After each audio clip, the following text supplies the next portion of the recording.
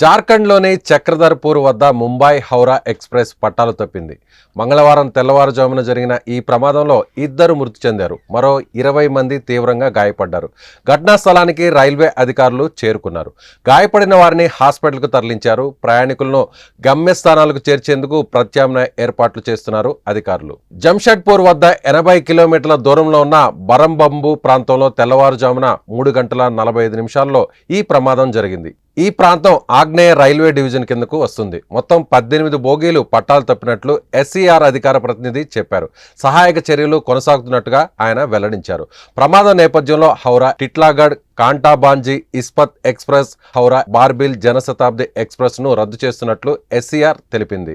మరికొన్ని రైళ్లను దారి మళ్లించినట్లు వెల్లడించింది. ఘటనా స్థలానికి కొంత దూరంలో మరో గూడ్స్ రైలు కూడా పట్టాలు తప్పినట్టు అధికారులు తెలిపారు. ఈ 2 ప్రమాదాలు ఒకేసారి జరిగాయా అనే విషయంలో ఇంకా స్పష్టత లేదని చెబుతున్నారు అధికారులు. అలాగే అక్కడ జరిగిన ప్రమాద తీవ్రతను కూడా ఇంకా అంచనా వేయాల్సి ఉందన్నారు.